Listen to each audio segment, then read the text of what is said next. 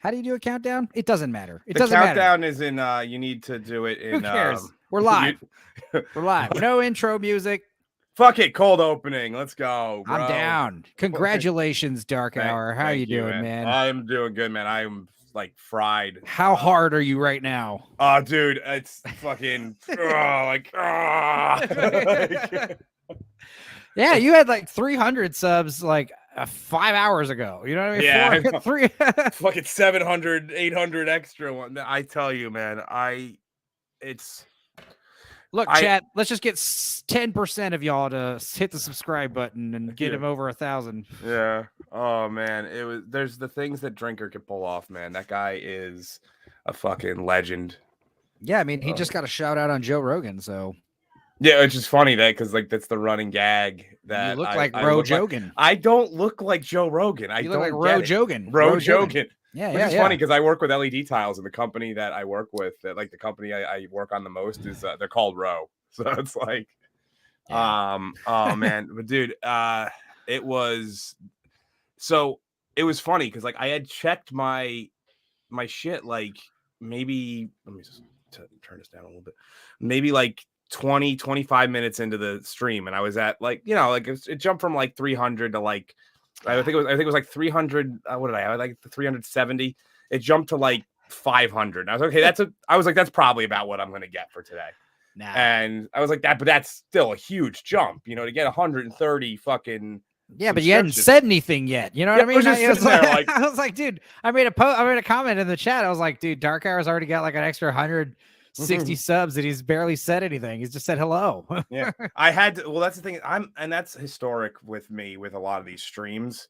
I don't start strong. Oh yeah. It's hard, especially when you're dealing with big personalities like Maul or Drinker. Jitters. It's not even necessarily jitters. It's just trying to like not offend. Like I know it's not step over the fucking. Yeah. But like once you get comfortable, and I'm gonna, don't worry, man. At some point, I'm gonna make sure to like I get somebody worries. On something. Like I said, get Blue first. Yeah. He's the guy that, because like me, like I said, I have a feeling if I had 1,000 subs and like if I was getting like lots of views on my fucking stupid Wii watches, I don't think the copyright holders would be so cool with them anymore. No, that's the thing is like now like I need to get the hours watched.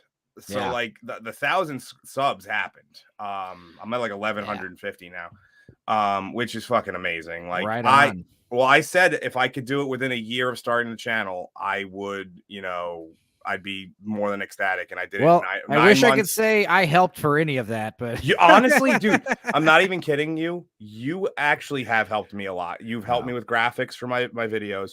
You've helped me. I mean, I haven't reposted them yet, but I have our Let's Watch of our Let's Talk Cinema. Oh, right. I have those backlogged. I'm gonna hold on to those until I get a little bit more of a following. Live channel, yeah. Once I have a little bit more of a following and I can do a live channel, I'm gonna re-upload those. It doesn't matter when you upload them. It's like Of course, I'm at the point where it's like I've said before many times, it's like I'm just like churning out content, and now I'm at the halfway point, and like I'm house sitting my girlfriend's house. I just dropped her off at the airport today. She's going to Switzerland for like 3 weeks with her family. And I'm just basically hanging here, and I intentionally like cleared up all my work. So like I'll probably get an occasional poster here and there, but it's like my plan is just to bust out videos and promote the actual channel. Yeah, and do. Honestly, I wish whatever. I had more time to do these videos. Right. It's like the streams actually do take a lot of time out of my ability to make the videos. No, I know. Like because think about it. If I'm on a 4-hour stream on a Monday night, like that's 4 hours I could have been editing. Like, of course. That's why I like to do it like, every Monday. Monday's just night for the boys, boys night. We just party. And this is basically a makeup for that. I had a weed hangover Monday morning, dude. But there's no chemical addiction, bro. Well, no, it wasn't weed. It was like, okay, so check it out. Like, I reorganized my girlfriend's whole fucking cabinets, her, and she has like, medicine cabinet, spice cabinet, all that stuff. The pantry was a mess, but I got it all figured out and laid out. And we found these old like edible like they're called like love pills, and they had like THC and CBD and like some kind of like aphrodisiac herbs. And because human horn, because they're like weak, they're like weak, like two milligrams or whatever little tiny doses of THC. So we just kind of ate the whole jar each.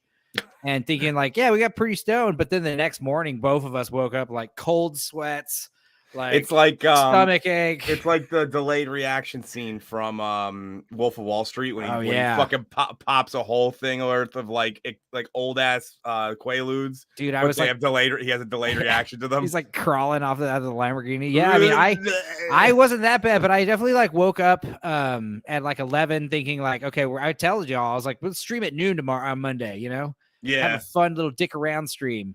And then I'm just going to work on my Mario video all day. And I got up at 11 and I felt terrible. So immediately I was just like, all right, let's puke and do the boot and rally. And I puked and I get off the toilet and I feel even worse. So I eat like some ginger candy thinking that might fix my stomach. And I'm like, this isn't helping. So I'm going to get coffee for the stream at noon that I'm about to do. And by the time I'm walking out of the gas station, I'm like, I'm not doing shit today. I feel awful.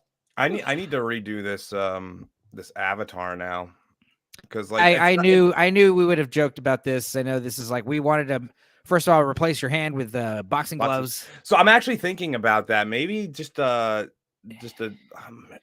he needs to be like a little whiter, honestly. I feel like this is like a younger you. I'm thinking about maybe just doing a jujitsu gi and just like me like holding like kind of like tying the belt kind of thing.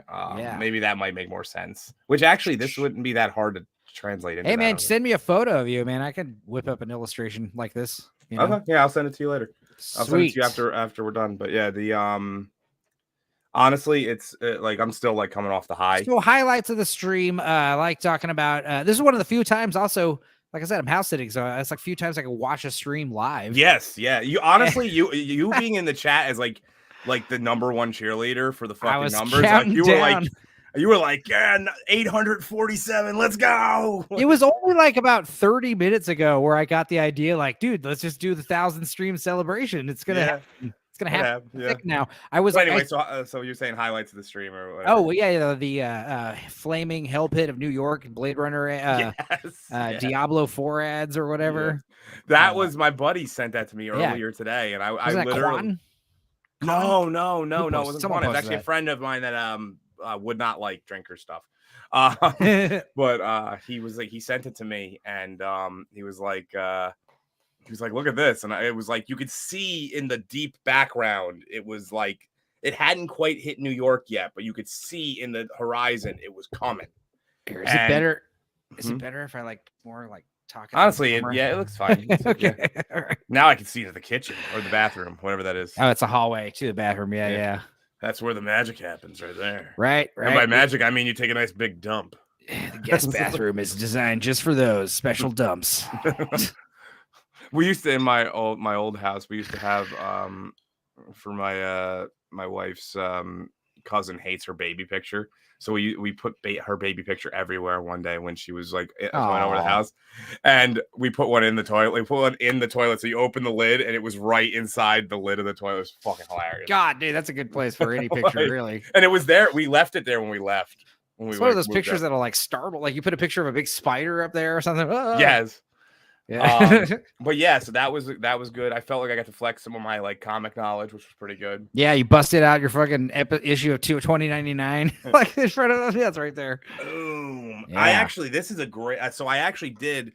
I mean, like, Az made fun of me, but I have a pile of comics here that I'm taking to a convention late at the end of the month, and Leonardi, I forget his first name, but he was the guy who illustrated that, and I have 2 copies of this signed by Peter David. Who is probably never going to do a convention again. He had a stroke and he can barely walk now. So I got them right before that. Like I could not have like, or he might do even more conventions because the medical bills are piling up and he needs this, needs that signature money. Yeah. I mean, he only charges like he doesn't charge for his signature. But he charges like, it's like he does it on donations, but I gave him like $30 anyway. And then like I whipped out this bad boy. This is out because it's new in my collection. Hell yeah. I just got it the other day. Good stuff, man. And that's not in Vegas though. You're going to Vegas later or earlier? No, I'm going to Vegas for work. It has nothing to do with a convention or anything. That's one of the reasons why I said, because I'm gonna have to try and not be on East Coast time. Like I need to like force myself to be on West Coast time. So you'll be an hour earlier than me now. Yeah, so that's why I told you. I was like, dude, It's gonna just get like even more confusing. that's why I was like, dude, let's just do like a fucking double feature. Let's just do I'm like 2 in a down. row. Yeah, And then you can bust them up if you want. You don't have to run it as like, you know. Yeah, and that was the other thing was me and my cousin talking about doing these streams every Tuesdays, but like now until like I go to Colorado at the end of the month for like 5 gigs in 4 days, and I'm just gonna try to get as many recordings as possible so I can still fire out once a week. Well, one of the reasons why I stopped because now I'm appearing on other people's podcasts and stuff. I was like, there's really no reason to do my own right now because it wasn't like it wasn't garnering too much. Like it was. It's so funny because we were just both like in a lull because of that Little Mermaid shit. Like I was like, hey, my stupid Little Mermaid video got like 600 views. And you're like, yeah, mine got like 500. And that's like terrible, you know? And it's just like. I know it. Yeah, it got 500. I was like, well, it was. You had probably spent more time on your video than mine too, which is crazy. The worst part is I actually paid somebody to do B-roll for me and they didn't do a good job. I ended up taking their B-roll and recutting it up. So like and the B-roll is just like the trailer footage that loops and shit. Yeah, and well, it's B-roll is trailer footage and like random things that are promotional, like any promotional materials. or like random clips that are pseudo related. And like I didn't like a lot of the random shit they showed. Man. So yeah, luckily it was only like $15. I didn't feel like I wasted too much. And they already pre-cut up the trailer for me, so it did make it a lot quicker, but I had to rush to get that out. Does Blue do that too? Blue? You mean Blue Collar? Oh, Blue Collar. I'm sorry.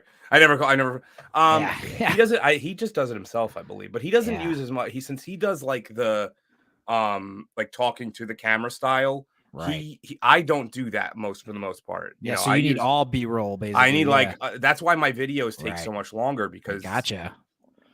And he can pump out more because he has no problem being like, hey, here I am. Like I'm just like I want mine to be like a disembodied voice. Yeah. Which it requires like I'm actually my Rocky 2 video is about 18 minutes long, and I've been working on it for like fucking like 3-4 weeks. Because how far along are you? I'm almost trying to get you that graphic like tomorrow. Because like I said, as long as honestly, if you get that to me by Sunday, we're good. Free all month. And that's gonna be a graphic that as I go along the movies, it's gonna increase. So like just keep that. Oh, okay. So let's talk about it further since we're on the stream. I mean, nobody's fucking watching anyway. Fuck you, crowd. Yeah. But it's like so. You got. I'm picturing like two like line graphs with like lines going up, or you're thinking like bar graphs. No, like a line graph, like you have like your X and Y axis, and it's like here's the movie and here's the ranking or whatever, and it would be like, I guess it would be Rocky 1 and Rocky 2. Like, I guess it would be movie on the bottom, and it'd be Rocky 1. You don't actually have to for the Y graph. You don't even have to for like the top of the right, like the vertical side. You don't even necessarily need to put anything on that. You just. But we want two graphs: best movie and then best fight. Exactly. And how far? Like that's something I want to ask you. Like how much better? You can just start them like one off of each other for now. Yeah. It will change though. So like as I go along, so let's say I get to 3 and I determine that 3 is a worse movie than 2, but a better fight. It's going to slide everything. So each time it's going to be a little different, and it's going to get slightly. Are you saying so with like best movie versus best fight? Are they close, or is there like some distance on them? Or I mean, whatever you think looks good in terms of the distance, as long. So like your think rankings. of it like this. So think of it like I want to know what you personally think. Oh, I thought you meant just for the visual. Well, I will base it off of what your personal preference is, because like you're saying, Rocky 1's a better movie. Rocky 1 is a better movie. Rocky by a lot, 2, not by as much as you'd expect. Like a lot of people, like it's definitely significantly better in certain aspects, but then Rocky 2 is closer than I would have originally anticipated before redoing this whole thing. Cool. The fights are actually reversed in my opinion. I think the fight in 2 is significantly better.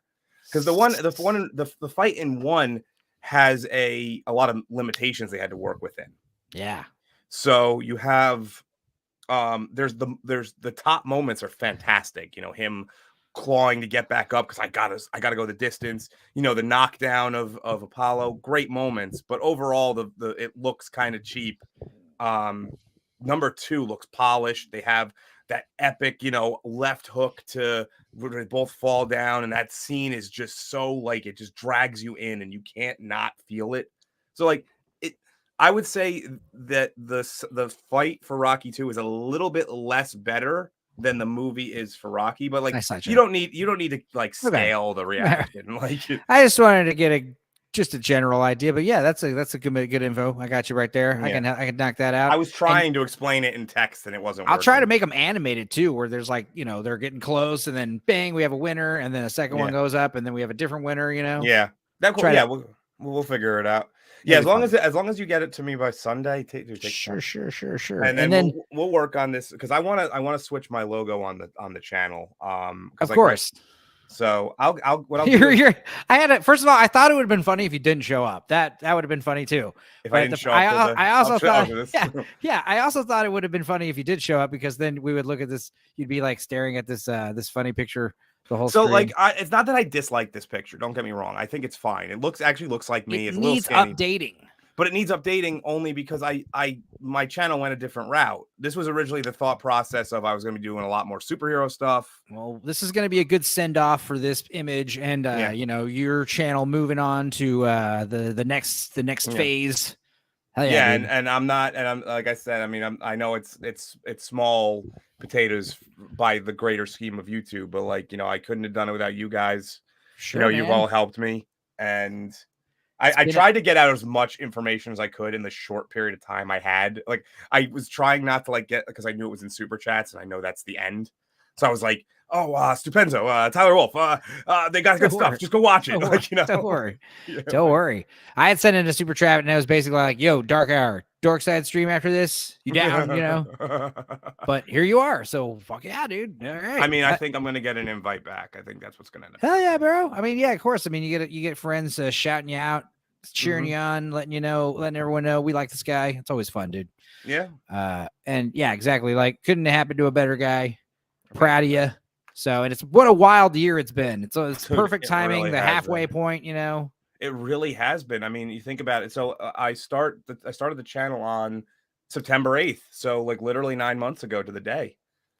Or no, September 8th was the day I started the channel right after that. But September 8th was when I was on with Drinker, I believe.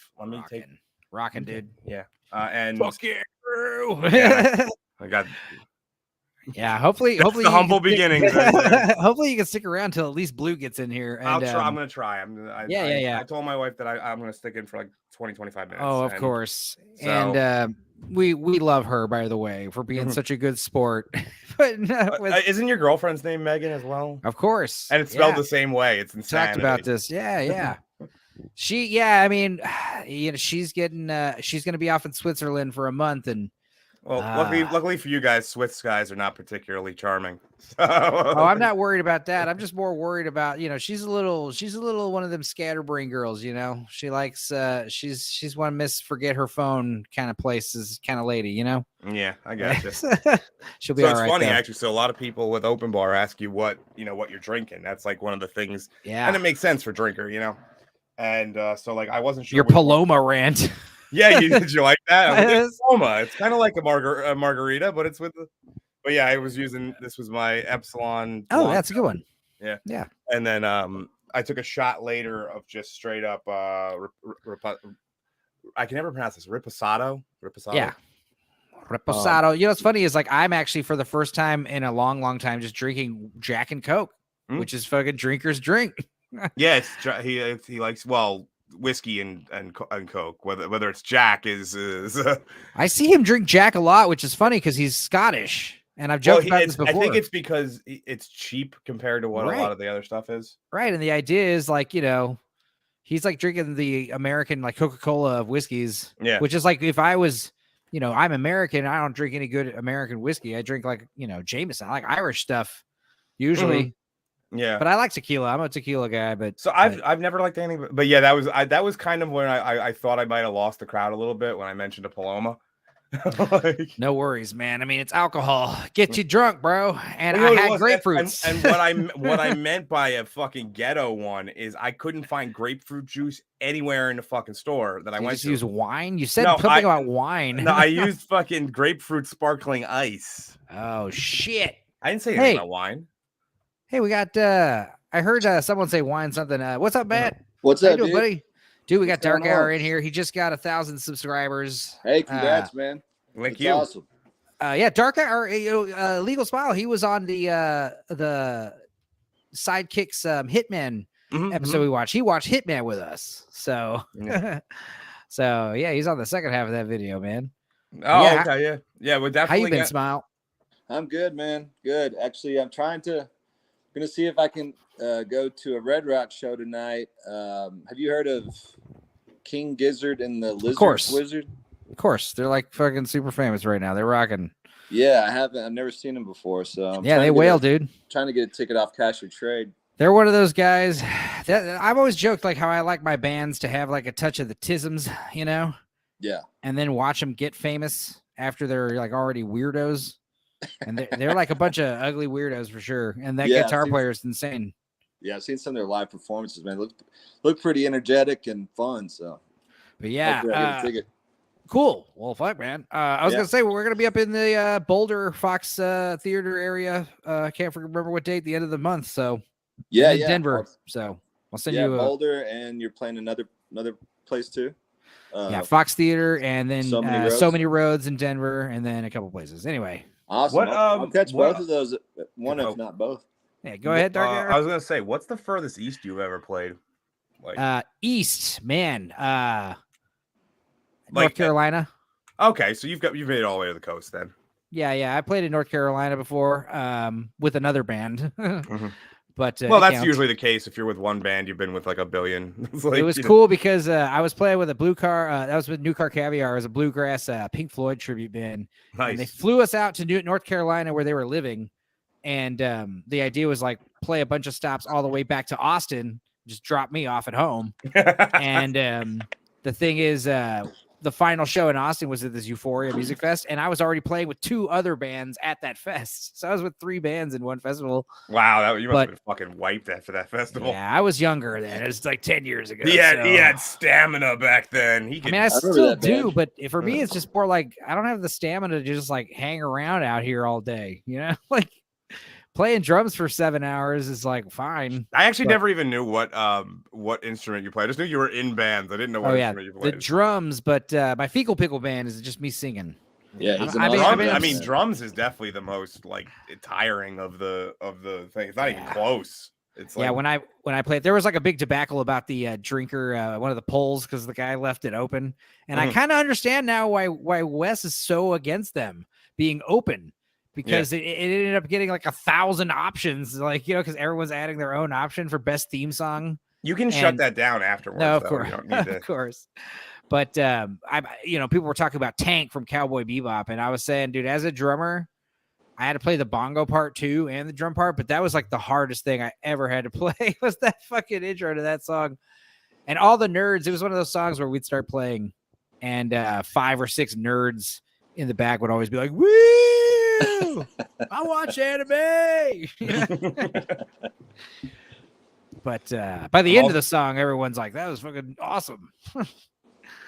Yeah. But I'm, Colorado. Me and Eddie got to drive while Miles and Zach and Keith get to fly, get all cush, and just like have a weekend out in Colorado.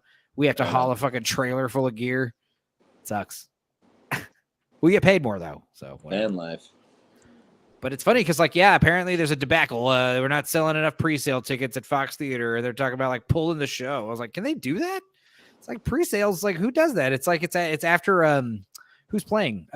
Yonder or someone's playing. I can't remember. Some big band. Yeah, I think you're right. No, Panic, or someone. Doesn't matter. So it was actually to jump, because I'm not even sure. I'm not sure if I'm going to be able to wait. No, go for it, man. Just. It was funny. So Little Platoon, who's obviously like I've become friends with, another big streamer, Illegal Smile. Just if in case you don't know who he is, he messaged me like immediately after the open bar was over. He was like, "Dude, you were like a fucking natural." He was like you like at least like he was like he basically without saying it was like, you did better than me, because he was like, I had no idea what to say for the first fucking like hour. Dude, because he hadn't seen the movie that we were talking about. So Spider-Man. Okay. Yeah, he hadn't finished it. I actually finished that. The reason why it was so fresh, I'm not even kidding you, I finished that movie at fucking work today. Yeah. I downloaded a copy and watched it at work.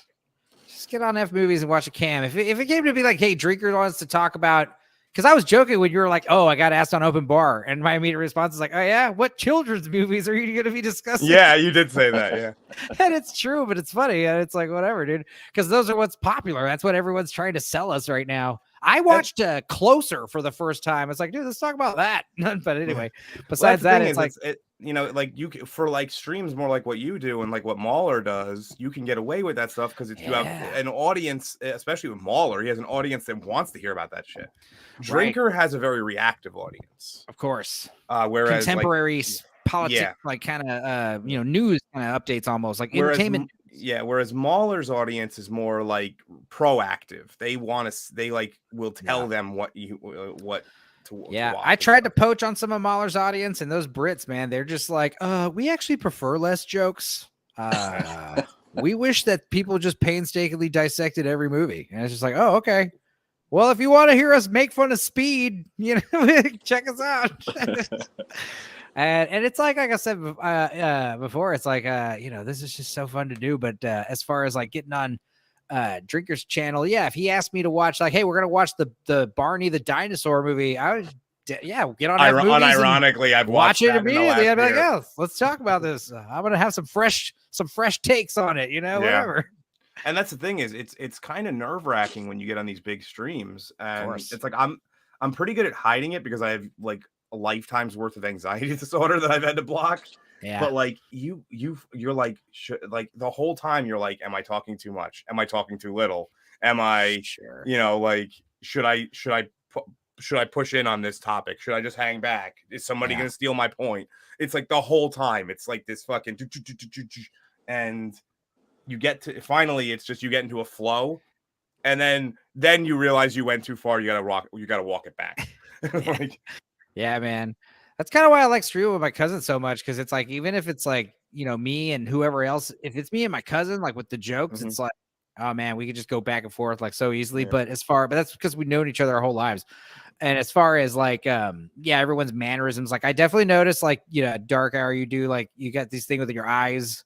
You kind of look around, kind of like look at stuff, and you look around with like things. Me, I do this like chair swivel. Well, half of the thing the reason why I look around is because I'm looking over at the chat a lot of times. Yeah. I'm like, I do that, or I also usually have my notes on my other monitor. So also my phallic microphone. That's something that I'm like waving around and moving around always. Well, I'm gonna have to go for now, so no worries, man. Wait for Blue Collar, but you kind of ruined the joke because, like I said, I thought it would have been funny if we did this big stream and you were like, "I can't make it," but hey, I'm glad you ruined the joke though, because I'm glad you're here. See if you could get him in on at least half of our Let's Watch of the Dolph Lundgren double feature, because like I'd love to have him in on at least half of that. Who? Michael? So Darkhour, I'm not familiar with your channel. What kind of content do you have? Oh, okay. So I'll give you a quick rundown of it. So I do some contemporary reviews on movies that I think will possibly get me some views, but they never do. But my bread and butter is really taking fight scenes and talking about them and breaking them down on like a base level. Their analysis. Fight analysis. Their cinematography, their choreography, stuff like that. Oh, good cool stuff. Yeah, his Matrix videos are I think I might have seen some of those then. Okay. Yeah. My Matrix one was my most popular one until I put out my Rocky one. That ended up being my most popular one. So which I don't know. That could change in like an hour with people watching stuff on my channel now. I have like 700 new subscribers that have never seen any of my shit. Watch the stupid Little Mermaid video blow up, and now you're like, damn it! Now I gotta do contemporary crap again. Yeah. No, that's the worst. The thing about contemporary stuff it's all garbage. Well, it's all garbage, but it's also you're time pressed. Yeah, you have to get something out within the first 5-6 days of that movie being out, or else you get nothing for it. I made a joke, like obviously like movies like Oppenheimer, like I would be excited to go see that, but still like, like you said, you're pressed for time. You got to see it Friday night. Otherwise you can't talk about it Monday, So, and it's not just talk about it. You got to like make a pre-edited video like that. I'll just do a live stream, and then edit it after the fact. But, making a pre-edited video for something so time pressed is like, dude, it sucks. But as far as like watching these other kids movies, I was joking about how like, you're like seeing, what was the recent one? The Little Mermaid in the theater. And you're like surrounded by actual kids and family. And then like 20 other YouTubers. Like, how many other like up and coming YouTubers / film analysis dudes are just like going to see these movies in the theater and ironically like contributing to the madness by paying for them and stuff, you know? I just sail the high seas. Of course, I refuse to give them money. Like, I will see Oppenheimer and Barbie. I would pay for them, but I'm not gonna. Let's be real. Nah, I'll pay for movies I like. That's it. Like movies like from series I like, I'll pay. I pay for the Blu-ray after the fact when it's like that good. Yeah, Dark Hour, dude. It's so glad you're here, man. 1,000 strips. You're at how many now? 1,200, 1,150? Almost 1,200. Yeah, rocking. I don't want to cut you off on it, but I of course. I don't want to get yelled at. So, but yeah, I will see. Here. On Tuesday, just shoot me. Are we gonna do it through StreamYard or are we gonna do it on Discord? We'll do Discord. Okay. And hopefully, and if my second monitor doesn't come back on, it doesn't matter because I figured out how to do this OBS stuff with just one working monitor. So whatever. Okay. But yeah, we'll definitely and we'll talk about some stuff. Did you? Bro. I don't want to leave you alone on the stream. No, man. Go for it. All right. Well, thank you again for all your help. Go hug and kiss your wife and tell her how great my this son, is. dude. It's fucking. Yeah, dude. Be excited. I'll catch you later, bro. All right, guys. See you, man. Congratulations, Mr. Dark Hour. We're so proud of you, buddy. Would to think that we all just had such humble beginnings. What's Smile doing? Anyway, cool. Now we get to some meat and potatoes. I know what's it? Blue Collar's gonna get in here in a little bit. Let me go ahead and mute oh fuck yeah, dude. Right on time. You just missed him. You just missed Russ. Oh, you're muted. Let's see this. Everything. Nice. How soon before we go live anyway? I've been live. Sorry. Russ shit. told me that he could walk in. When he did, he just left. You just missed him. He said he had 20, 30 minutes to sit in and just say what's up before, his wife yelled at him. Yeah. So, but, enough talking about him. Good for him. Whatever. How you doing, buddy? Well, you can tell I'm trying to cut down with the echo effect, but I'm in an empty fucking apartment, so it's the worst way to record because there's nothing, all the sound bounces off the walls and that echo cave effect. So honestly, like, I don't think you need to mute your mic because there's no background noise, there's no air conditioner, but it does have a cool God voice. You do have a cool God voice. I did buy these from Hobby Lobby. Fuck these room dividers, so they help out. But. Yeah. Well, I'm sure if you set up one right behind you, that's what I'm gonna do directly behind you, that would definitely, dude. I swear, if you put one directly behind you, that would definitely dampen the echo considerably. Yeah. It's crazy how sound works like that. I know. Oh, you got two. Oh, I see what you're doing. Oh, wow. Behind the scenes, folks. Behind the magic. There you go. Yeah, because we got furniture from her job, so because she gets 100% commission, so of course I got an $8,000 loan, and she's like, yeah, she puts at $7,998.16. So nice. Well, yeah, that sucks that you missed Russ, but anyway, any words to him? Well, I thought it was 45 minutes after you hit the thing. I thought I had 45. Yeah, I was gonna start at 6:45, and then I hope you weren't sitting out. You weren't chilling in your house, were you? Waiting? No, I was just finishing Uber and then driving home, and I just see my girlfriend. She's like, "Hey, tell Russ I'm happy for him and good for him." And I said, "Yeah, I'm trying to rush to congratulate him." So, okay, cool. Well, he knows. Yeah, but glad you made it on, Bo. But yeah, you guys watch anything good? Put it in the microwave? Sure. Oh. I took my kid to see Transformers. I'm making a video. I finally did my Spider-Verse video, and I seen Transformers Rise of the Beast last night, and she wants to go see it in 4D because it's, at this point, Transformers is like the Fast franchise. You know what you're getting into, but in a 4D experience, it's fucking balls to the walls nuts. Now let's be real. Do you don't pay extra for 4D when you go Regal? Yeah, you pay an extra $4, but I don't mind. God. Yeah, that's awesome. What's like RPX? Well, I seen an RPX last night, and RPX was an extra $3. But that RPX shit, it's worth every fucking penny. I'm telling you. So I'm not gonna lie, I haven't seen the last couple of Transformers movies. Yeah, and I'm not gonna lie neither. I'm a big fan, but like the fourth one with Mark Wahlberg, I didn't mind. That fifth one, the last night, was fucking shit. And Bumblebee definitely brought it back to where it should be. So didn't see the last two of those, Last Night and Bumblebee. What about you, Matt? You watch any of these Transformers fucking movies? Yeah, I've seen. I've seen a lot of them. I don't think I've seen like the latest, like two or three or two. But The first three was Shia LaBeouf. Bumblebee was pretty solid. Yeah, agree. The other ones For are me, just, I don't know, man. I just couldn't get into it. The Transformers live action movies, they have to star Shia LaBeouf. And I wish they brought him back, like all crazy and shit. You know?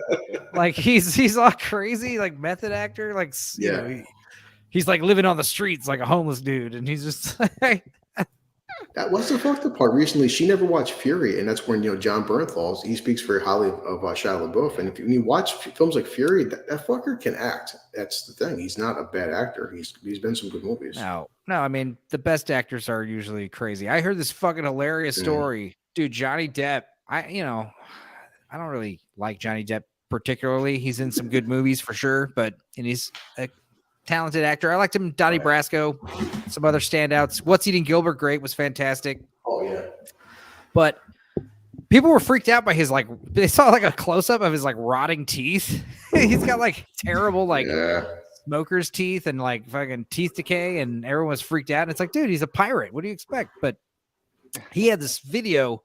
I'm watching like one of these stupid Facebook reels, and they by the way, I want to get back on the Facebook reels and the YouTube shorts, but those things suck. I don't like them. I don't like making them either. But watching a YouTube short, it's Johnny Depp talking about Al Pacino because they work together on Donnie Brasco, and he's like talking to him, and he's telling the story, and he's like, yeah, I mean, I like to pull jokes on people and joke around and play pranks because you get bored on set. And I realized right away, very quickly, that Al Pacino is certifiably insane. Like the guy is crazy. He was saying it like that. And he tells him that one time they were sitting around, just sitting in their chairs, waiting for stuff to get done. And they're doing nothing. And Johnny Depp just kind of leans over to Al Pacino and tells him, hey, Al, you know, you're like certifiably insane, right? And Al Pacino's just like, oh yeah, totally, absolutely. And then he says that Al Pacino just kind of sits there for a second. He's silent. And then he kind of leans over to Johnny Depp and he says, hey, you know something? You're pretty fucking strange yourself. It's like, yeah, he is. He's fucking Johnny Depp. They're both weirdos. I think with Depp, though, you give him a free pass sometimes because at least in terms of the fans, I mean, the guy's always smiling, hugging people. Class act. Warm. 100%, man. It's people like that. You can be fucked up weird, but as long as you're nice, fucked up weird, and not an asshole about it. Dude, do you ever watch Nathan For You? Never heard of him.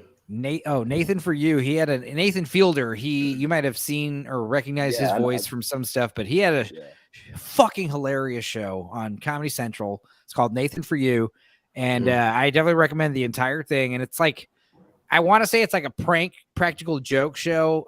That's kind of what it is, but like the premise is hilarious. It's like he's going to take a failing or struggling business or entrepreneurship of some kind, and he has some great idea to make it better. And of course, the great idea is always insane craziness, And there was one part where he had to make a fake movie or something. I can't remember what he was doing. He was trying to make a fake movie to get I remember what it was. There's a Hollywood Boulevard. On the Hollywood Boardwalk there is a struggling memorabilia shop.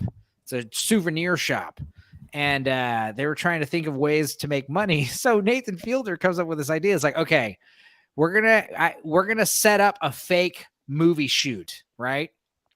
We're going to set up a fake, these are cameras, like there's a stage production outside, and it makes it look like they're filming a movie outside the shop. So of course, naturally that starts a big crowd. Then what they do is like, okay, hey guys, we need some extras for this movie. It stars Johnny Depp and it's got an asteroid, something about a hacker needs to stop an asteroid, and we need some actors. Anybody want to be in the movie? And of course, everyone raises their hands. So you say, okay, go in single file, and you make them go in, and there's cameras set up inside, and you film them like interacting with the guy, but they have to buy something. There's like a guy, Nathan Fielder, he's like, all right, just go take something and then go check it out and small talk with the person. And they do that, and it's like they pay for it. And then, of course, they're like thinking they're going to get their money back, but it's like, nope, here's your stuff. You bought it. Get out of here. And like, they just leave. So then the lawyers talk to them, and they're like, okay, look, what you're doing is like basically like, you know, fraud. So you can't do this. It's illegal. It's like, well, what if we actually make the movie, you know? And we's like, well, yeah, but you said Johnny Depp was going to be in it. So they hired like a fucking Johnny Depp lookalike. And he's just like this weird looking, like, I guess like, I think a Mexican dude. And he's just got these like those dark eyes and these weird teeth and this awkward smile. And there's like a weird part where they even get one of these girls, like, you know, she's so excited that she's in the Johnny Depp movie. He's like, would you like to meet him? And they're like, oh my God, I'd love to. And they take him to the trailer, and it's like this weird guy. And he looks close enough to where if I was the girl, I'd be thinking like, is this just what he looks like off camera? Like, is it just like, you know, like, is he that hideous? It's passable. Yeah. Yeah, man, I've been watching that show. I Think You Should Leave. Have you seen that yet? Yeah, I've seen a few sketches of that. The hot dog guy, that was the one, the hot dog guy crashing in the car or something. Yeah, and I also saw Maverick a few nights ago. Top Gun movie. Well, I did watch the best show ever, or at least the best recent show ever. Certainly one of the better reality shows I'd seen in a while. A show that it made me like restore my faith in humanity, and it's called Jury Duty, and it's on I've seen Amazon. That, yeah, it's awesome. Now here's the thing about the show. It's a standard court case jury duty comedy. It's like The Office, right? You've got these quirky characters, and they're all serving on jury duty. But what makes it so much more interesting is one person doesn't know that it's all scripted and it's a show. So just take your standard like Parks and Rec or Office style comedy sitcom, but like have one character be like, doesn't know he's on TV, and they happen to push him into like the lead role. He becomes like the foreman of the jury. And it's like, he goes in, he's just like an average, like Joe Schmo, like, you know, Idiocracy, just like Luke Wilson's character, just kind of average median type guy. Doesn't say much, he's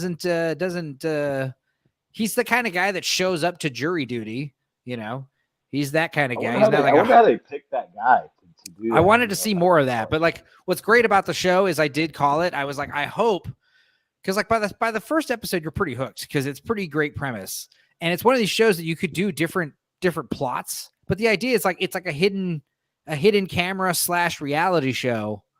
But like I said, like the other 99% of it is scripted, and it's all just based off of like, they write it based off of his reactions to certain things, you know? So very, very interesting, fun. And also, like I said, the reason why I restored my faith in humanity is because this dude, Ronald, the guy, just a great example for what like a dude, a modern man should be like. Just an average guy, not trying to start fights, not trying to cause drama, not being a fucking a weirdo or a attention whore. Like a really nice dude. Yeah, he just did everything right. And in fact, that was like the show kind of ends on this celebratory note, like, hey, you know, this is all, you know, I mean, spoilers, they do eventually tell him he's on television. I mean, yes, of course. But what makes it so great is like, by the way, not only that, but dude, like every situation you handled, like we threw all these like curveballs at you, and every time you handled it with such class, man. Like we had, and one of the best plot points is James Marsden, fucking Cyclops, the guy from the Sonic the Hedgehog movies. He's one of the jurors, but he plays himself, the famous actor. So he's like which is so brilliant because that one little bit of unbelievability, like, oh my God, dude, famous actor James Marsden is on the jury with me.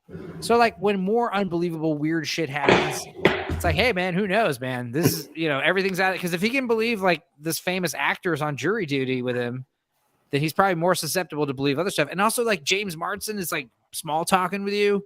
Yeah. You guys are like palling around. And then like at one point, like you say something that upsets him a little and he kind of like, dude, what the fuck? So now James Marsden's like upset at you.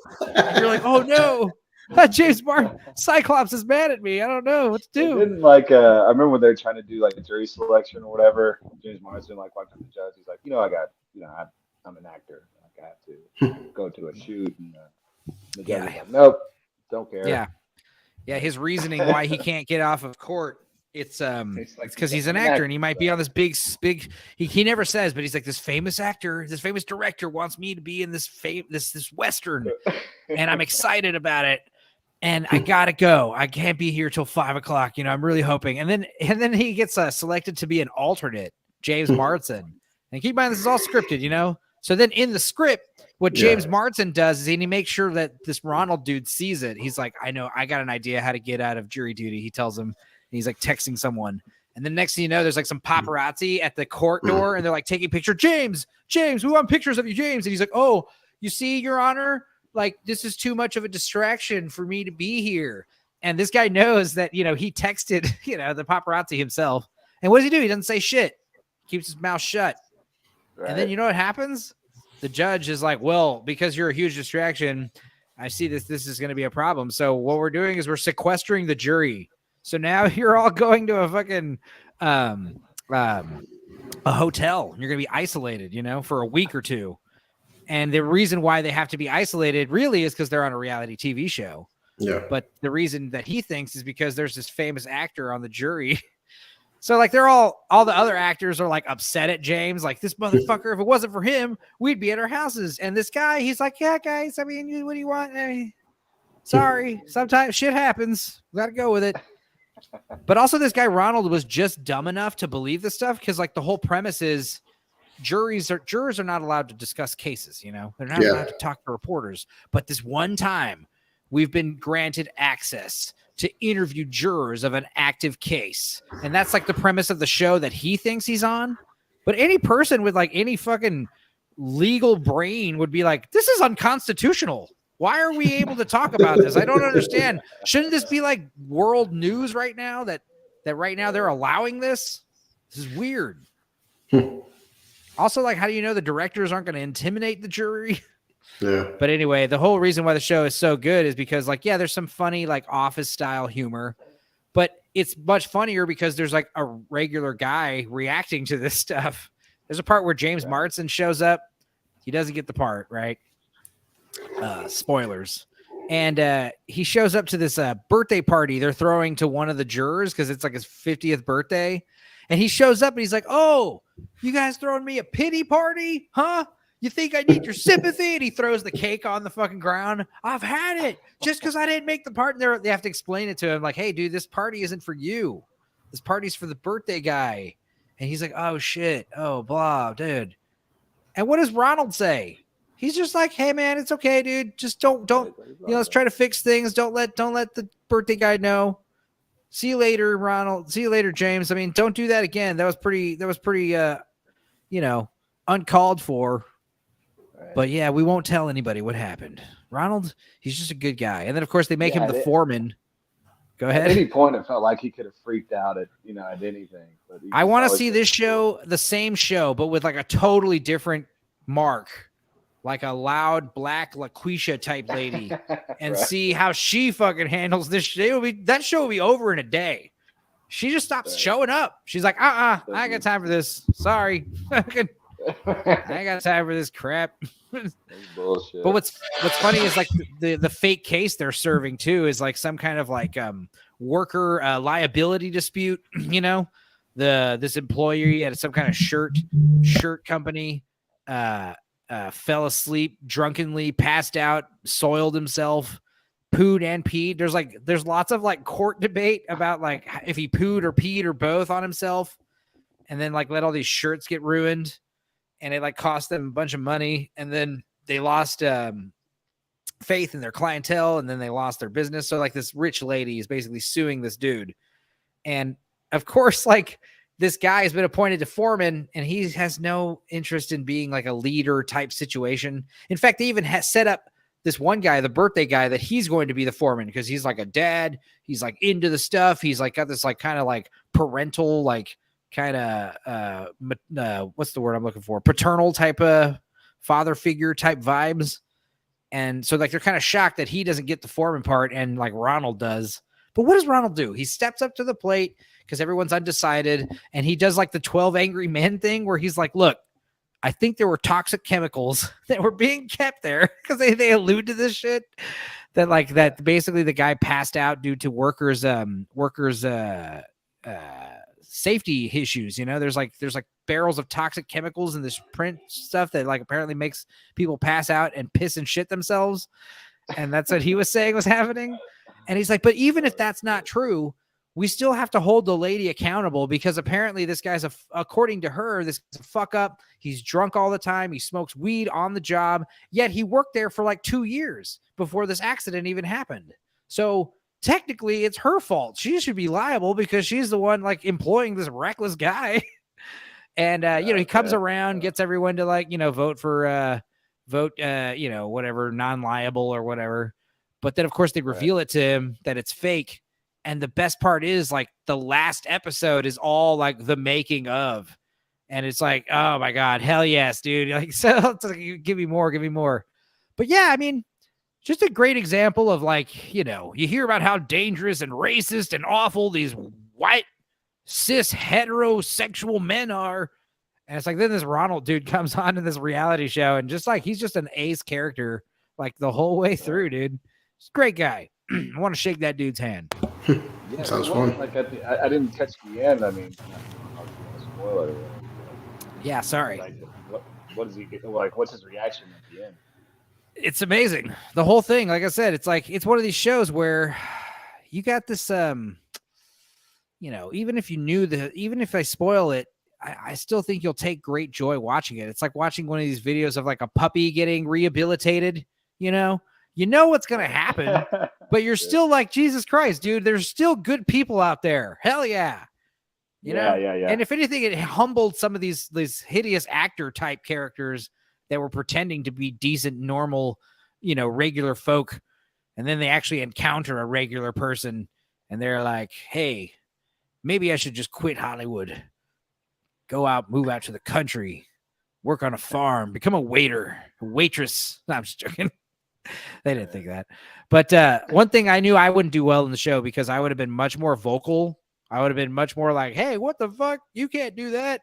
I would have also been very like, I would have definitely recognized people. I would have been like, you're an actor. Like, I know James Marsden, you're an actor, but isn't that guy an actor too? I've seen him from something. And he'd be like, no. And I'm like, yeah. He was on Eastbound and Down. That guy right there. You were on Eastbound and Down, sir. And he'd be like sitting in the jury like, no, it wasn't. Dude, I'm looking at your picture right here. That's not you. No, somebody else. Yeah, so that's kind of, I wish they hadn't. That's one of the reasons why I feel like they don't really talk too much about how they selected Ronald. It's more about like how they set up all the stuff and how they went through the trouble of all of it, and how they kind of reactionary writing.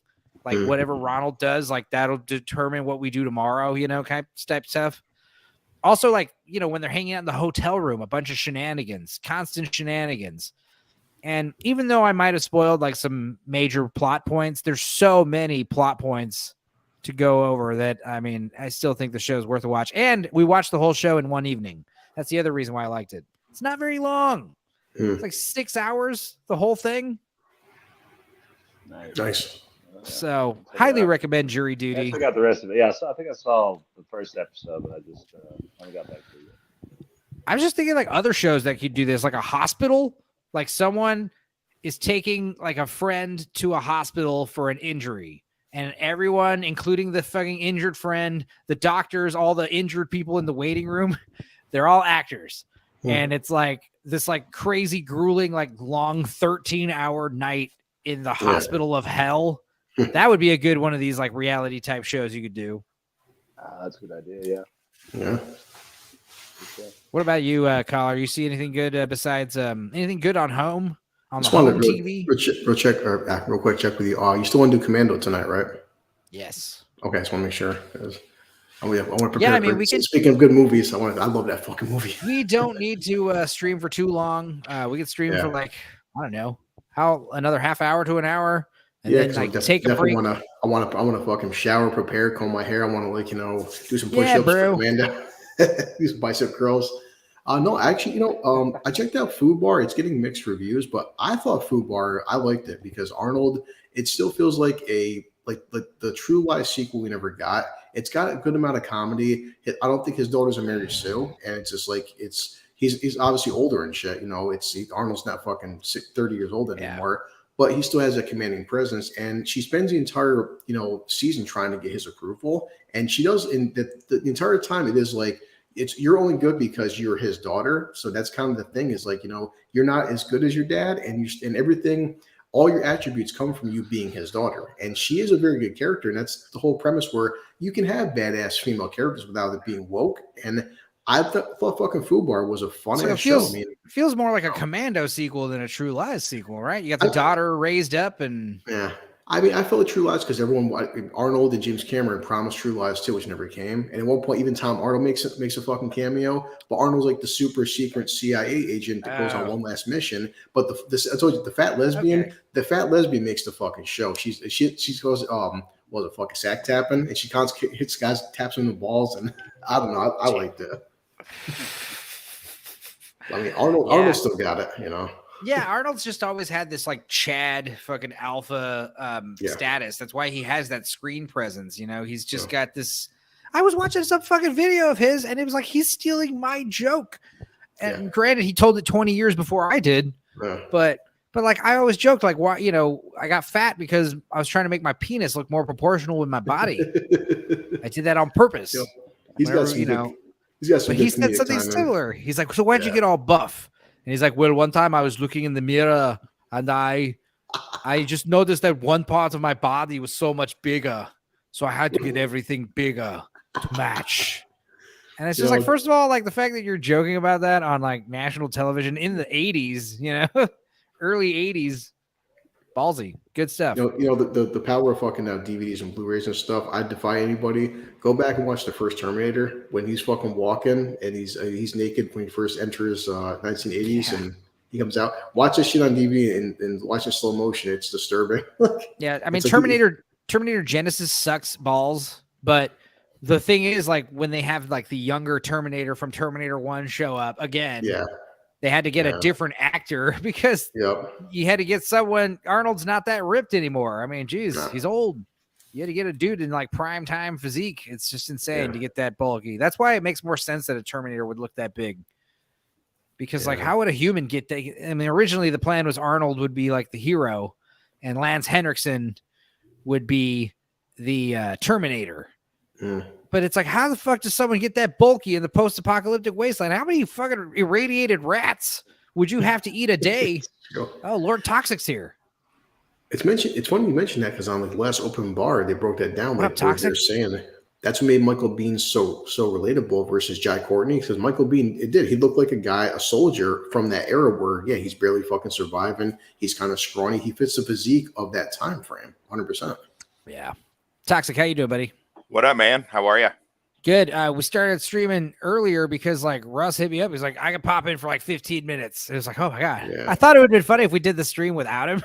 So he kind of ruined the joke. I was going to do this big like celebratory stream thinking he wasn't going to make it because like he's got to spend time with the old lady and the seed.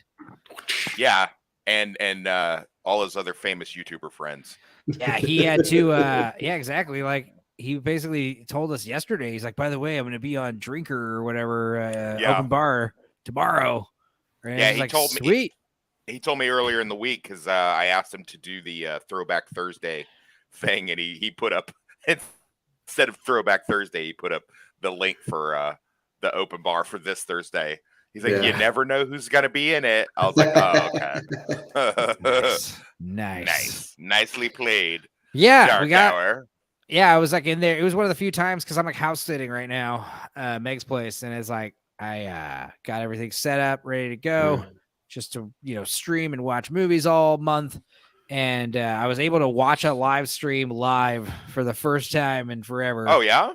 And yeah, I was in there like cheerleading, like counting down the subs. I was like, he's got like 700 to go. Oh, like 200 to go.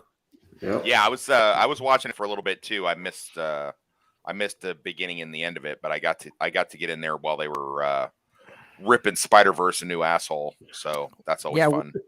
Yeah, Russ had about like 800. He had like three or 400 like 4 hours ago. Yeah. So he got like a good like 700 subs, 800 subs easily.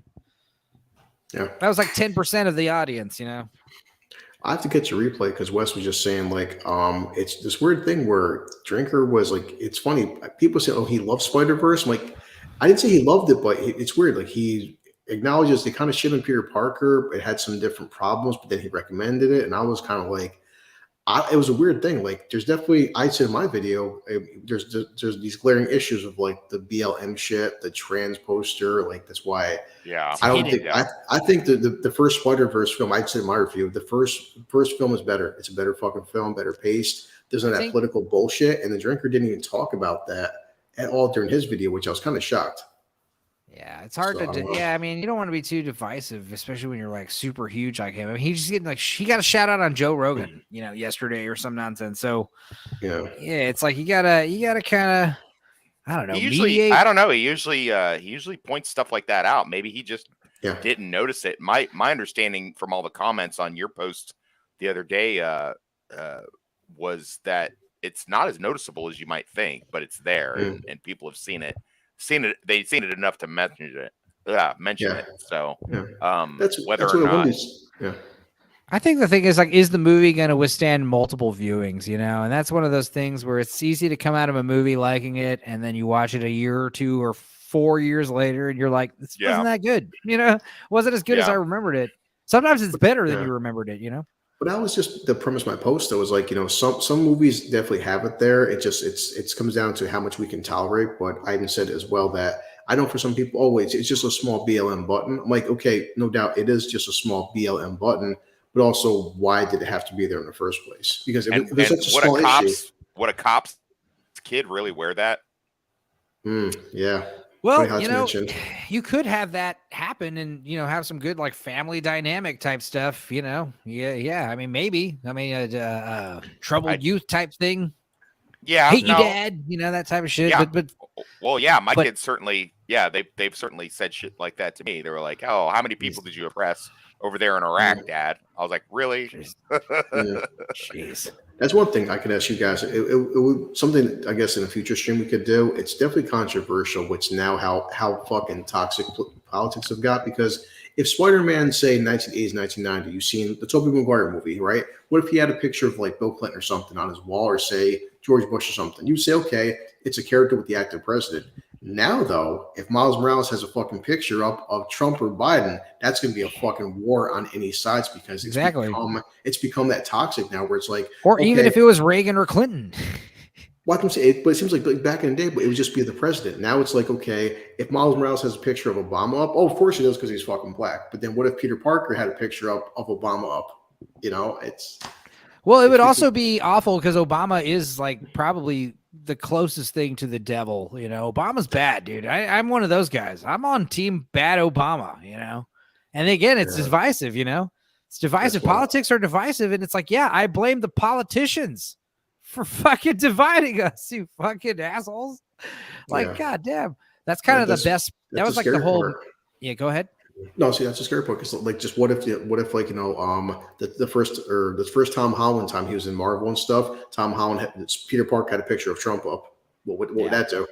I agree. I mean, I was joking about like how like it's just funny because like I didn't know what this stream was going to be about until like 15 minutes before Darkhour got the 1,000 subs. I was like making the graphic like, okay, this is what the stream's going to be about. I got it.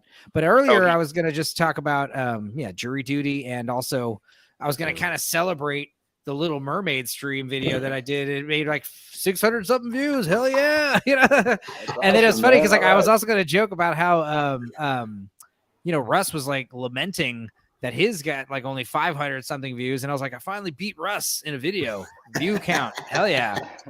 And it sucks though, because like I know, the grown men whining about. I was saying that's probably mine got that extra 100 was that clickbaity title. But Right, yeah, that's great. When you put the picture up of fucking Triton with the shit, I lost it. I was driving home.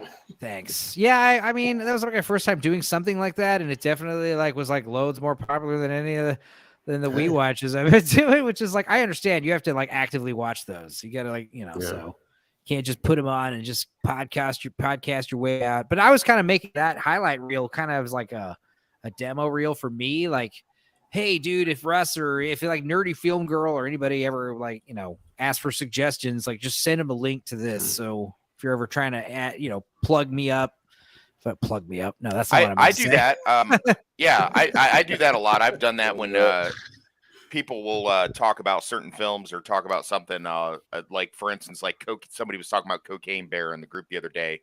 So I took Russell's video on Cocaine Bear and popped it in there. Somebody's talking about we were talking at the bar the other day about some movie that Chris had reviewed, and I went ahead and just sent him a link to his review. I was like, hey, well, if you're interested in this is a friend of mine's review.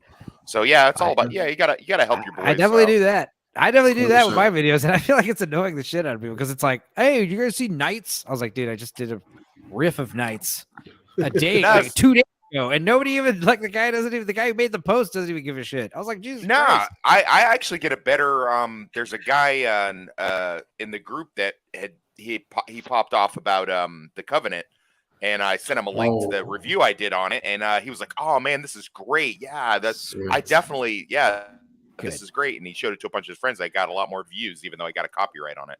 Well, that's the thing. It's like you can just get that one person into it, Hey, you guys remember Speed? It's like, yeah, I do. Check this out. And if you get that one guy to be like, hey, that video you made about Speed was funny.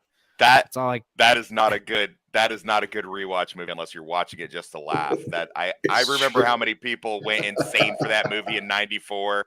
You watch it now and you're just like, you're almost embarrassed for Sandra Bullock. You're like, we had a blast watching it. Yeah, we had a blast watching it, and I'm looking forward to Commando in an hour or two.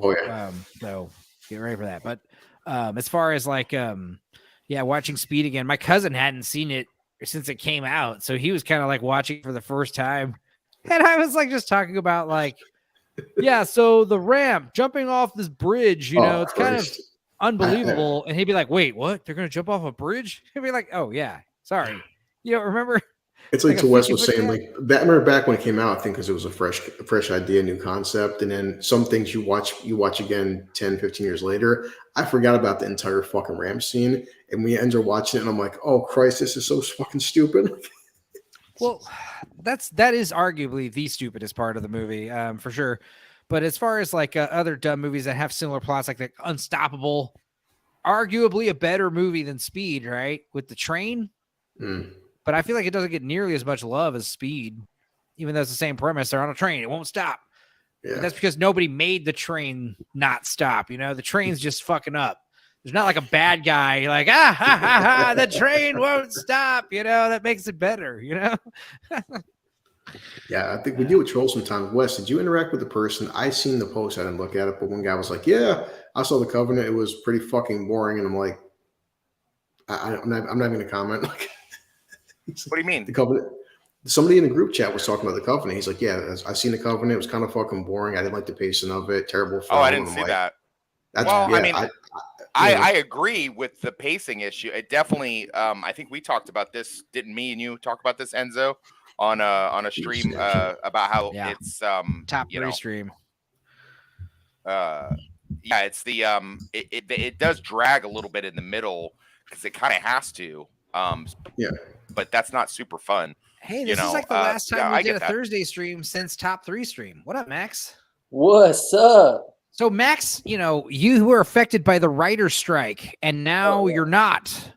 Well, I mean, I still kind of am. I'm just kind of, But you got some work.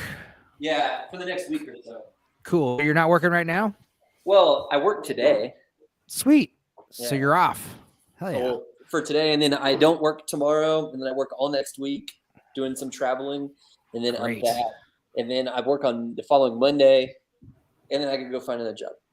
So what's the climate like? Yeah, for the movie shooting business, it's not good, right? People are freaked out. It's It is. This happens all the time, and that's Yeah. just the reality of the situation. But we have scripts written. They write the scripts years ago. It's just they're not writing any right now. But what are your thoughts on these terrible hack writers these days demanding more money? Do you think they deserve more money? I don't. I do. You know, yeah. I mean, pay them. Just pay them. Because if you pay them, they shut up and Yeah, because then they hold you guys hostage. They hold your jobs hostage if you don't pay them, right? Fuckers. Oh, fuck yeah, they do. That's kind of gay. It's not. It's just a thing as a whole. You have there like we talked about in the top 3 stream. Yeah, there's a lot of shit out there, but there's also a lot of really good stuff. And streaming services change the landscape on how these guys make shows and how they get paid. So you that's why so many of those shows tank it so fast, even if they're good, because they're not garnering in the revenue that they used to. So I mean, I say pay them for sure. Right. I like think a crux of I the think that's a issue difficult job. I'm sorry. Yeah, that they don't. That the streaming services don't divulge like the numbers that they're or the revenue that they're pulling in terms of the shows. It's weird, and a lot of it is weird BlackRock money for sure, or it has to be. It's just like the porno business. Like, who's actually paying for porno these days? So how are they still? I'm surprised, at the people who actually pay for porno at the bar the other night. Kind of was one of these things where it kind of was a wake up call to people that spend money on porn. That's weird, but at least you're giving it directly to the porn star. Yeah, but the problem is, for hell of it was like one time, like Angela Way or something had the special. It's like, $3 for a month of OnlyFans. I'm like, you know what? For curiosity's sake, I don't subscribe to the bullshit. For $3, I gotta check it out. And all it is just honestly, it's just endless fucking. Here's topless pictures, and then if you want my videos, you pay for it directly. And I'm like, sweetheart, right? If I want to see endless fucking pictures of you, that's for free. But now the fact where Pornhub itself is free and movies and shit, and a million other websites. I'm not going to drop $10 a month, and then you tell me, okay, here's $10 a month for pictures. Then also pay me $50 fucking to buy my damn video.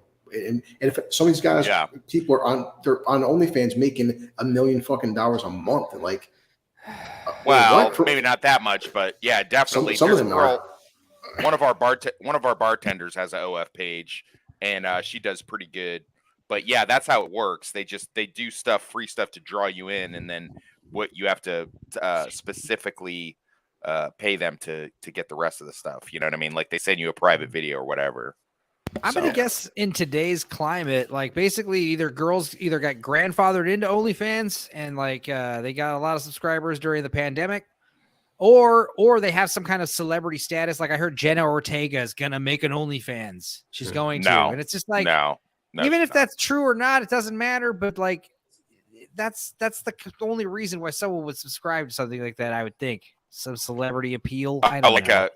That's not the reason why they subscribe at all. It's like a pseudo girlfriend, they the guys kind of fake message you also. Yeah. Oh no, they message you for real, for sure. Oh yeah. For sure. I've got one bartender that does that, and I've got like 5 female friends that personally do that, and one of them's ex-military. And she's like, me and her got in an argument the other day, and she was like, because she was saying some shit about just guys in general. And I said, well, what about when chicks do this? Whoop-de-whoop. And she's like, Wes, you don't even know. I love you to death, but you don't even see my DMs. And she sent me like a screenshot of some of her DM messages that she get. And I was like, all right, well, fair enough. That's pretty fucking disgusting. All right, I'm sorry. I know, it's fine. I just think the thing with OnlyFans was like during the pandemic, like you had a lot of like friends and acquaintances getting on there, and you like paid for a month, and then you saw some nudes, and then after the pandemic ended, we kind of like retracted our debit cards from the website and kind of stopped like doing anything. I don't know, it was weird. And then I think everyone kind of lost respect for each other. Like the men lost respect for the women, and the women lost respect for the men. Just didn't work out very well. I don't know. It's weird.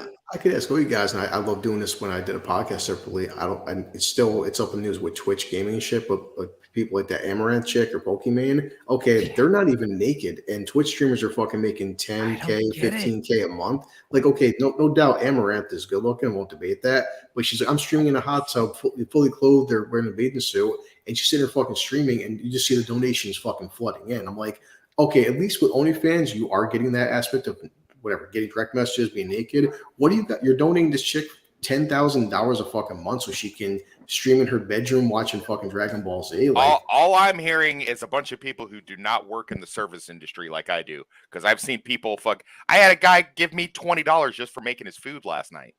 So I mean, people just want to be nice, and it's America. That's how they show gratitude for stuff, man. And when they think that that's a chick that they're talking to, although I'll tell you, I'll send you a link to a friend of mine that does a YouTube channel about gaming, and she said it's the end of Twitch is coming soon. So I don't know, you might find it interesting. Hey, Chris, real quick, can I ask real quick, Chris, are you in a bathroom underneath the baseball stadium or something, hiding from the yellow fog in New York? Like, what's happening right now? Are you in a bomb shelter? Yeah, you missed him hang up his dividers. I have the empty fucking apartment. These are dividers bought from Hobby Lobby because the furniture still isn't in. So I'm trying to cut back in the echo cave effect and shit. But oh, okay. Yeah. I didn't know if you were hiding out from the toxic fog they're using to kill all the New Yorkers. I thought they were joking. I went down in a bomb shelter. I went outside at 2:00 in the afternoon. It was like the sky was like almost like Matrix level, sky level, and the sun was like this blood orange, and the entire fucking city. I was in Albany, smelled like a fucking bonfire, and I'm like, I'm in Albany, and New York City's got it worse. Canada is fucking like 400 miles from Albany, and it's my entire block looks like it looks like the mist, and I'm like, what is going on? Holy shit! Yeah, I'm really gonna miss you. I'm gonna have to find somebody to take your place as a moderator when they wipe New York off the map. That's unfortunate. So hopefully your kid gets his birthday present before that happens. I told him to. I take him to see Transformers. I was like, buddy, Wes gave you some Jack Reacher books. Good kid. I wish my kids were that good. I would read Jack Reacher. No, I understand what you're saying about the whole service industry. I was just piggybacking to what Enzo was saying. Is like, well, who the hell pays for porn? And I'm like, well, who the hell pays for fucking Twitch streamers to sit home and play video games? And people will fucking pay for anything nowadays. Like, well, I mean, I guess, yeah, I hear what you're saying. The simp culture is definitely disgusting, but I think you could make an argument that, there's some people that don't understand. When I was dating Amber, and she would see me do a super chat on Critical Drinker, she's like, "Are you paying just to leave a comment on his live stream?" I'm like, well, yeah, he'll definitely read this one. She goes, "You have to pay for that?" And I was like, well, yeah, I mean, he's famous. So, I mean, I don't know what's, so yeah, I mean, it kind of just depends. I was like, well, honey, didn't some guy tip you $30 just for fucking showing your cleavage off the other day? I was like, I don't know. It's just, I guess it's just supply and demand, whatever you feel like you're going to pay for. But, Enzo, listen, man, no cap. Them fucking girls make some serious cash. Yeah. And if most of them didn't have drug problems, they'd be like multimillionaires. Right. So yeah, like the chick I know that does it, it almost all goes up her nose. But I mean, they do pretty well. Trust me. That's why I love not arguing with debating people, because that's the thing with the writers' strike. People I don't want the writers to make this much money. I don't want basketball players or actors to make Chris Hemsworth get paid $30 million to play Thor. I'm like, okay, he's just acting. I'm like, yeah, no doubt, I agree with you. Then what's that chick on Twitch doing? But you'll donate money to her, but you got a problem with Chris Hemsworth making $10 million for acting. It's like, yeah. I mean, I 100% agree. The writers should get fucking paid more, as much as blue collar workers should get paid a lot fucking more. I mean, I pick up people every day, and it's. There has to be some kind of troll element to the idea of like, okay, there's like a hot woman, she's in a bikini, she's on Twitch, she's in a tub full of Jello, wearing a horse mask, and like you're gonna give her $10. There has to be some kind of joke in that act alone. Like, Enzo, you don't have to sell us on it. We're all on board. You don't no, have to I'm just trying to get my head. I am in the headspace. I am so fucking hard right now just from you describing it. Oh my god, where is that? Can I get into it now? Hey, this is why I use the avatar so I can look at porn while we stream. Holy shit, a Jello and with a horse mask? Fuck yeah, sold. Can't share screens right now because my stupid monitor pooped out again. But we can still do OBSs. I've said for the longest, West, I still my level of respect for anybody in the military is I can't put words on it. And to this day, I still feel like I'm not saying every soldier deserves to make $10 million a year, but if every soldier got paid $10 million a year, I wouldn't be against it because the shit that people have to go through in the military, physically and mentally, and that's why I get pissed off that these guys like have limbs blown off, and some of these guys can't even fucking pay their house mortgage and shit. Like it's Well, I did say many times that we should have a reality show and that we'd start getting paid more money. There's lots of soldiers on TikTok, and then it's not about what you do while you're a soldier, it's what you do after you're a soldier and becoming a contractor. You make like $500 a day to do the same job you're doing before without any of the bullshit. So trust me, we do okay. Hell, I wish I had the same money now that I did when I was in the military. Bam. I don't wish for the same amount of bullshit, but I definitely miss that cake. Woo! Max, are you what are you doing right now? He's on mute. Are you like muted, Max? He might be on mute. You might want to DM him. Earlier? Oh, okay. Okay. I think he's on mute. I think he's on mute. I guess he's not even. Is he even supposed to be on the stream? Okay. Well, is he like? Yeah, his microphone. His microphone's off. His mic's off, but he's also can't hear us. What is he doing? Yeah, because right now it's okay. Because you click right here, like my mic right there. You see the mute icon. Yeah, Can you DM him? I just waved. I waved at him for a second. I was like, oh wait, he can't see me. That's funny. Oh, That's funny. Your mic not on here. Yeah, he looks like he's been talking for a good couple minutes there. I want to Wes and Enzo. I'm not sure if everybody smiles. I want to mentally and physically prepare for Commando because Wes, I've watched that film an unhealthy amount of times. So yeah, same. I'm excited. Same. Yeah. I want to bow and get ready for that shit.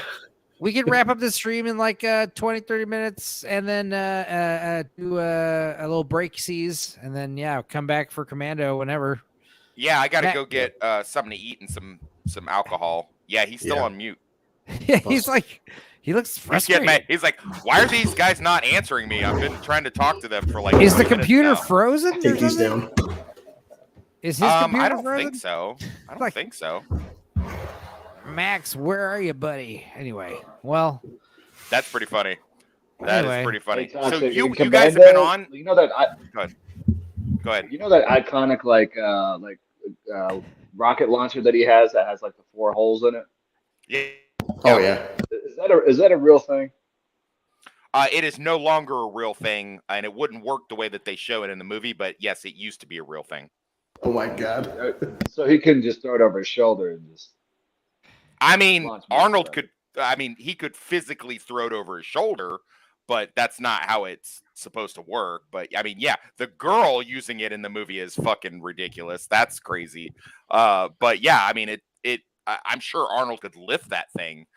It would probably knock him back about 20 feet, and it would have killed that girl, especially her shooting it twice. Yeah. So yeah, that's insane. And I can tell you right now, like I'll get into it when we're watching the movie, but there's a lot of stuff that does I never knew if that was like a fictional weapon. No, it's real. Yeah. It's real. We're gonna try not to do too many like Bennett is a gay scorned lover joke. You cannot make that promise for me. We're gonna do at least a handful. Promises. Ain't gonna stick it in you, John. Crikey. Oh my Christ. God, it sounds so bad. Yeah, like chainmail shirts and shit. I know, right? A vest. With his dad bod. Yeah. That's a military man's physique right there. Hey, have you Max? Yo. Have you guys seen? You've been on the stream the whole time. I was wheeling and dealing. I'm back now. You. It's okay. Oh, okay. It just looked like you were yelling at yourself on mute and laughing and like a madman. We're asking Wes. Want to hear your question for a leave? I did watch the Batman Forever last night. Speaking of Mad Men, it's got Tommy Jones and Jim Carrey on it. and they're both Dude, Mad yeah, Men. the famous Tommy Lee Jones story where he's like, I don't quite Oh, yeah. care for you or whatever he tells Jim Carrey. Yeah. I Yeah. can't condone your buffoonery or some shit like that. Wow, I know. What a weird thing to say. That's really creepy. That is really strange to me. Well, that Jim he Carrey said was that. like definitely like legendarily like over actor / overpaid at that time / over high. If I was another actor at the time, I would definitely have like a spot of jealousy about the Jim Carrey success. But yeah, what about Nicole Kidman in those silk sheets? Yeah, she was in it. Drew Barrymore was in it, and Right. fucking Val Kilmer was Batman. That's kind of weird, but I was gonna say, what did you guys think of Val Kilmer Batman? He doesn't get a lot of. Nobody really says a lot about Val Kilmer Batman. He had good lips for Batman, I guess. It was hard to take Iceman seriously as fucking Bruce Wayne. That's all I got to say. Iceman. Yeah, I mean, I thought he was a better Batman than Bruce Wayne. I don't know. He's too much of a pretty boy. Val Kilmer. Bruce Wayne was weird. And he's like, Iceman was like not humble at all, and Bruce Wayne's kind of like humble and quiet and like, just like walks around. It's like, these are my motorcycles. His better roles are the Icemans and the Mad Mardigans and the louder, fucking prouder type dudes. I'll disagree with that just because one of my favorite movies that he did, Spartan, where he played ex special forces guy. I thought he did really good at that, and that was kind of a subdued performance. Salt and Sea. He's pretty chill in that one. Hey, Wesley, Salt and Sea? Did you have a question you wanted to ask? Me? Yeah, you're asking something, and Max's mic came back on. Oh, sorry. Well, I don't know. I was curious about. I think we were still talking about the writer strike thing, but I'll just say my final thought on that is that it's so far-reaching. Back in 2007, when they had a writer strike, they had so many good shows on that all either got derailed or tanked altogether because of the writer strike. And I'm in, as you guys might know, because I've talked about it on like the top 3 stream and stuff like that. I'm into like 3 or 4 different ongoing shows right now, and if the writer strike fucks those up, I'm gonna be pretty heartbroken. I'm not gonna lie. So I'm gonna burn through Yellow Jackets for you. Try to watch it like by thanks, Monday maybe. Thanks, man. Monday or next Monday. You we'll won't do be a Yellow Jacket stream. Well, you know what happened not in be 2007? Was the birth of reality TV, and there's no that was another unfortunate side effect of the writer strike of 07. That was Batman. There were so many good shows on at the time that I was into. I think I was getting ready for my first deployment then, and I was like, I had bought like a bunch of DVDs and stuff, and then I came home and found out that the shows had got canceled, and I was like, what the fuck, man? So, and even the shows that were doing okay, like they still got seriously derailed around that time. So yeah, and then reality TV got huge, which makes me sick. Well, we were talking earlier about Jury Duty, but Max, did you watch Jury Duty? No, because I was recommended on the Litflix chat. And, the thing about the Litflix chat is it's definitely like the tap it's the pulse, it's the finger on the pulse of the mainstream. It's like some basic bitch recommendations are thrown around that Litflix chat, And the Jury Duty stuff was one of those basic bitch shows, and I watched it, and I was definitely hooked by 15 minutes. 15 minutes into the first episode, I was like, "This is awesome." I mean, that was giving very 60 Days In vibes to me, and I was just like, I don't know about this. So I'm not too familiar with 60 Days In, but yeah, it was just like a fun premise that I could think you could do other examples, like some other guy, like it's a scripted show, like The Office, like fucking dumb sitcom, but you just have one character that doesn't realize it's a show, like a Truman Show type thing. And I think that just makes it so much better. You just take your standard dumb sitcom, but like Ned from the bar thinks it's a real bar, he's just like, what the fuck? This is a show? Like, that's just like, it's just the best thing ever, whatever the hell kind of plot. Yeah, but I mean, I the basic bitch premise of him being on jury duty just seems You know, like if you're gonna do that, like go all the way with it. Like put somebody in a war zone or something where you know he thinks it's a reality or a scripted show, and everybody else is like in the middle of a war. That's what I'd like to see. See how long they live for. Baby steps, man. But like the reason why I recommend it is because Ronald is just such a straight A character. He's just it was just a great example of like a man, an average Joe, just like having to, you know, responsibility thrust upon him and handling it well. And also just making friends with everybody and not being a dick and not being a narc and not being a fucking, you know, just being a great guy all around. It was one of those shows where I was just like, there are good people still out there. Thank God, you know? Yeah, he was like very adaptable to all those crazy situations he's put in. It was one of those things where like I felt I would have handled certain situations the same way, and I definitely felt like I would have handled other situations very differently. Like I don't want to get into specifics, but yes. Oh yeah, he's drinking. Hey man, you know, and Yeah, we got don't Commando. get too fucked up before Commando. Oh. Jesus, man, come on. I'm ready. Yeah. No, All right. I'm saying we yourself. can stream for like another 15 minutes, and then yeah, I don't know, get ready for this Commando movie in a minute. Yeah, well, text me, Enzo. Oh my God. I guess somebody bothering me. Who's too. here now? Supo. What up? Oh, Be you're eating back. soup. What kind of soup are you eating today? Chicken tortilla. From where? I'm at a set break, so I thought I'd say hi. Yeah, how is the show going? It's pretty good. Is the soup one's playing any heckled me yet. solos? Any soup What? solos? Yeah, I'm eating soup solo. Oh, there you go. The famous Eddie Robbins, ladies and gentlemen. Joining us from the stage, the limelight, the fabulous life. I'm gonna be in a car with this guy for about a week and a half. Yeah, you ready, Andrew? Yeah. When are we leaving? Wednesday, the 21st? Yeah. Okay, because I'm gonna need a dog sitter to dog sit the dogs I'm dog sitting. You gonna So- dog someone? I need dog sitters to dog sit the dogs I'm dog sitting Oh. for the week I'm gone. I was supposed to watch these dogs for a month. Hmm. Now I need someone to watch these dogs for a week. Remind me not to have you watch any of my animals for me there, Enzo, for sure. No, this is all part of the plan. Hey, what time are we doing Commando? Yeah, let's say 45 minutes. Okay, cool. Well, let me haul ass then, so I can go get some. Oh, we could provisions. say an hour. We could say an hour, dude. It doesn't matter. Like, what works for you? I haven't been anywhere today. I haven't done shit except check the mail. So let me let me go do that real quick. Yeah, man. I'm here. All right. Just chilling. Okay. All right then. All right, bud. We'll see you in a minute. Yeah, I guess we're gonna watch Commando later. I'm gonna release Mario Brothers.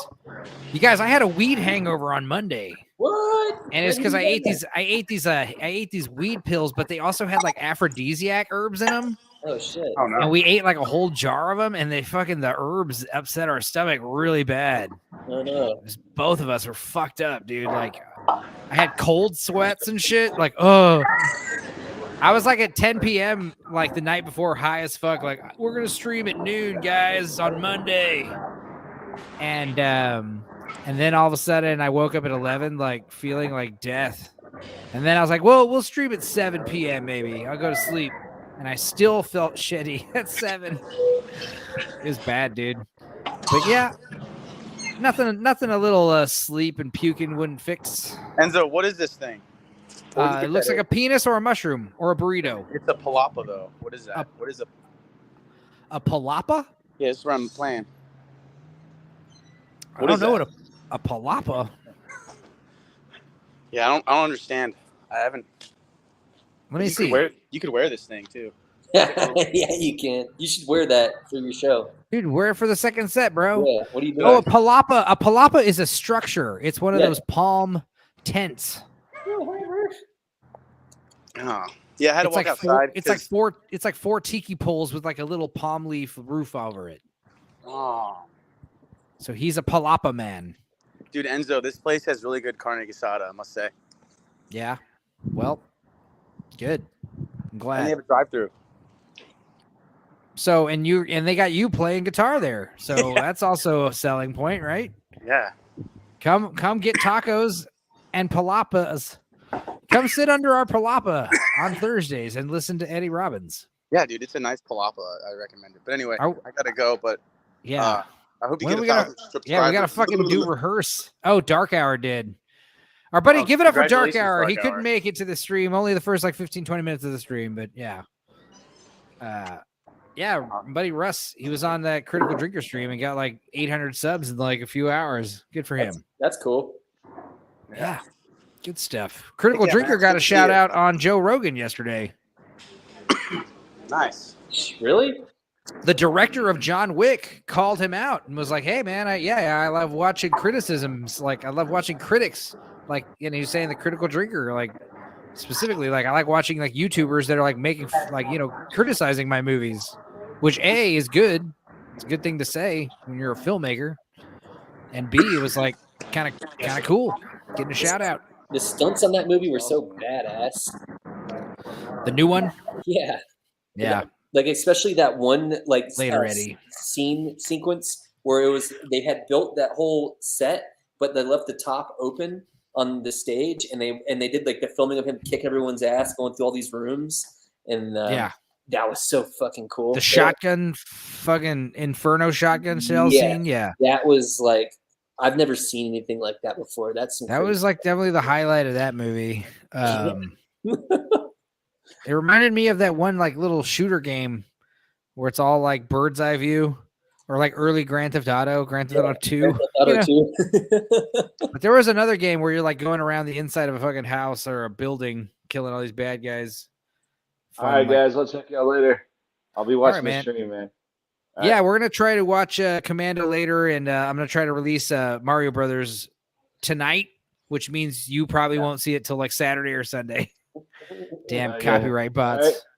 Yeah, you're coming up like weekend of looks like the 23rd. Yes. Cool. Awesome. Yeah, man. Yeah, I think that is a Panic weekend, but y'all probably playing the after right. show. So we're playing after exactly Fox Theater that one night. So that'll be fun. Nice, dude. All right. Well, I'll drag my fucking fucked up ass up there. Yeah, I gotta, like I said, I gotta get in a van I gotta get in Eddie's car and drive it up to Colorado for him, with him in it. It's a haul, dude. Everyone else gets to fly because they're special. Yeah, man, no worries. I don't get to bring my drums though, so that's Private Ryan situation. Yeah, I mean, it's just like if we die, it's just a real stupid way to die, driving in a road trip to go play string cheese music in some fucking mountain town. I'm looking forward to it. All right, man. Take care. All right, man. All right. What are you going to be doing, Max? Drinking, because I don't have to work tomorrow. Well, you want to watch Commando? Sure, buddy.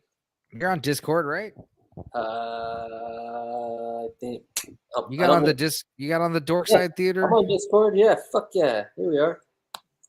Yeah. Yeah, fuck yeah. Let me subscribe. No, I don't want more with Nitro. No. No, get out of here. Are you on like the website, or you got it on the actual computer? I got it on the actual computer. Cool. I just posted up in it. Yeah, well, we're not gonna get into it now, but let me. I can't pop in right now. I don't think it'll like disconnect my microphone if I do. But, yeah, I guess we'll meet in there whenever Wes is back. Okay. I was gonna stay 30-40 minutes, but it might be longer. Yeah, that's good. Oh yeah. All right, cool. And I think I'm gonna take the jury duty section out of this and make a highlight out of that. So I'll start trying to salvage, because like I did that with the mermaid video. And it got like 600 views. That's fucking crazy. That was good. That was I thought it was crazy, and then Russ got like 800 subscribers today. So it's like I was finally celebrating, because it was like I finally did a video that got more views than Russ's videos. He was all discouraged, man, because he worked really hard on his mermaid video, and it's like 6 minutes long, and he got 100 views less than mine. Damn. And I was like, hey, man, no hard feelings, dude. It's just contemporary movies. They suck, Yeah. That's the thing, is like, people want to hear about the Little Mermaid video. How was the Little Mermaid movie? They see a couple of videos, they get the idea, and then they move on. Nobody wants to hear about the Little Mermaid anymore. It's been 2 weeks out. You know what I mean? I haven't seen it yet. It was bad. I mean, that was enough. I mean, shit, dude. You can just watch my stupid 40-minute highlight video and me ranting and raving. But like I said, I made that video just so like I can just kind of have like a personal, like a resume video. Hey, this is me on a live stream, supercut. I didn't expect it would get all this traction. It's the age of technology, man. Fucking TikTok. But yeah, put one video of them picking their nose, look at 1 million followers. Yeah, let's just go ahead and wrap this stream up then. I don't have any theme music because I'm rocking one monitor today, but I'm out then. No worries. Yeah, hopefully, come back into the Dorkside Theater. I'll let you know when we're in there. That's going to be on Discord. You're going to put a link on Discord? Well, you're in the Dorkside server. You should have it in your join servers. I think you're in there, unless you're on a different computer, maybe. No, I'm on the same computer. I only have one computer. Okay. And my gaming computer, but I don't fuck around on that. Well, I'll send you a link to the room, but you should already be there. Okay, that works. But I'll let you know when we go do the movie. All right, that works. Anytime between 30 minutes to an hour. And I'll hang out and watch it. All right, buddy. All righty, later. Anyway. All right, I guess we're going to sign off. Congratulations, Darkhour. Good stuff. Whatever.